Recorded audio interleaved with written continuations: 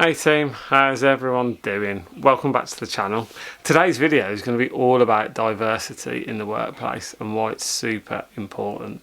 But to get us started, I thought I'd bring back my little helper again. Say hey, Pops. Hello. So why is it important?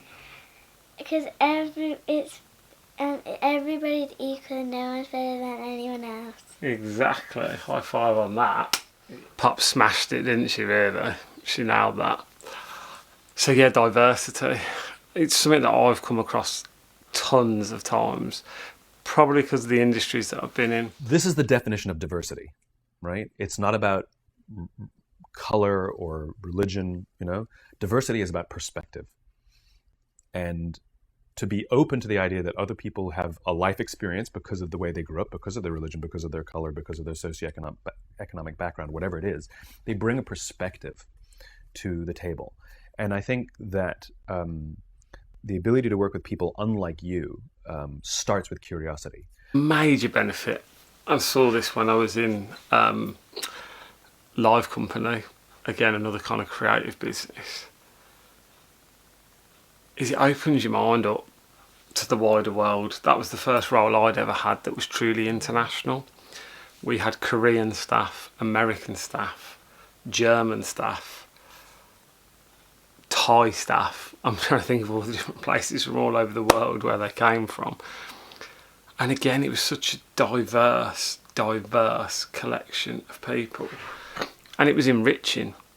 It was really, really enriching for me personally and for the business, because actually trading in one country to the next is totally different.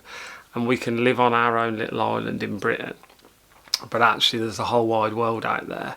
And when you're trading in China or in South Korea or in Thailand or in Germany or in Switzerland or in America, there's ways of doing things and they're not the same as the way we do them here. And that was something that was really important for me to learn, particularly for those of you that work in international businesses. The done thing in the UK is not the done thing internationally. China doesn't operate the same way Thailand does. Every country operates in its own way. It has its own tax systems, its own way of working, its own contract templates, which was a massive thing. The terminology you use in contracts is very different internationally. And actually having a diverse workforce made that transition much easier for me, much more easier for my colleagues. And it also meant that you were credible in that marketplace. If you had people that could speak the language, that looked the part, and fundamentally, culturally understood the market they were operating in, it was a big plus for the company and for the business. And you can kid yourself, you can be as we were, British company, trading internationally, but to be successful internationally, you need to operate like you are an international business, not like a UK operator operating in multiple territories. And the only way, in my opinion, to achieve that is through a heavily diverse workforce. Now, a lot of research has shown that just having diversity, that outward diversity, improves performance of teams in a couple different ways. One, it improves innovation. The other, you're able to, with a diverse team, to better understand your customer, because your own internal team is perhaps more representative of the wide variety of customers that you solve. And so, creed, race, sexual orientation, man, woman, whatever it might be, I feel like I've come from industries that are super diverse and the better for it. And I think it's massively important in the workplace. Maybe many years ago, everyone was trying to be forced into a certain bracket or fitting into a box or a stereotype. But as the world's moved on, so has employment. And I'm not saying that there isn't a long way to go. Do not get me wrong.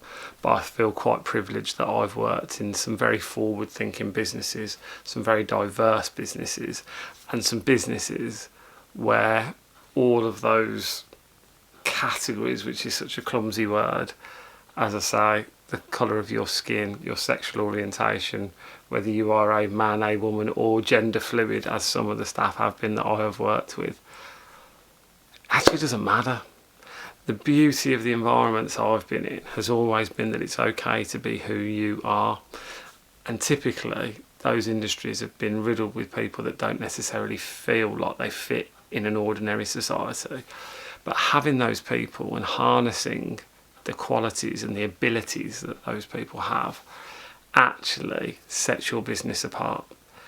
It's a real point of difference because you have a diverse range of opinions, because you've got a diverse range of people. And typically, or as I've found, you actually find that they're super intelligent as well. People that may appear naturally insular or very outward, the commonality in all of them is a very high level of intelligence and creativity. And in the right environments, when that's harnessed, it's absolutely incredible what that can achieve. I've been in workplaces that are much, much less diverse, and I think they are the worse for it. I'm not saying that those employers set out to make it an undiverse environment. Some industries, some jobs typically attract a very set or generic type of person, sex or race. But the environments that I've been in, none of that matters. And I think more power to it, because it changes the dynamics in the company. It pushes you, it tests you, it makes you think of things that you wouldn't ordinarily have thought of. And the benefit, which is the point of the video, is not just to be a welcoming environment, not just to be a great place to work, but your customers, your profit, all benefit off the back of it, because you're having to engage in a way that you may not necessarily have engaged before. You're having to consider things that you wouldn't have typically considered. So what does this mean? Take myself, when I was going into the gaming environment, I'm not a huge gamer, like my games, but I would not class myself as a gamer, certainly not anyone that was particularly into esports pre-getting into that role. And you would have a stereotype in your mind of what a gamer looks like. And absolutely there are some people that look like that. But some of the staff were female, which I find shocking that people find it odd. But they do. We had quite a large number of women in the workplace. And actually it changed the dynamic, not just because they were female, but what they wanted was ever so slightly different from that hardcore esports male audience member. They maybe were slightly more inclined towards some of the online content than they were the actual gameplay itself. And it made us look at things differently. It changed the way we did content at Insomnia, because actually we had a broad range of people and their interests were different. They were different as people. But what that allowed us to do was take that broad brush spectrum and take all the elements that each of the team members wanted to see and create a hugely compelling proposition that was Insomnia. Because otherwise you would have become very niche. You're already in a reasonably niche subject matter. Esports takes it even further down that niche road, although the numbers are big globally. On a localised level, whilst critical mass is coming, it's still nowhere near big enough to sustain all these events that are popping up. So for us, it was really about remaining true to what we were, but being broad enough that we could attract someone in that might like X, but then drag them over to Y, because they were interested in the wider subject matter at that point.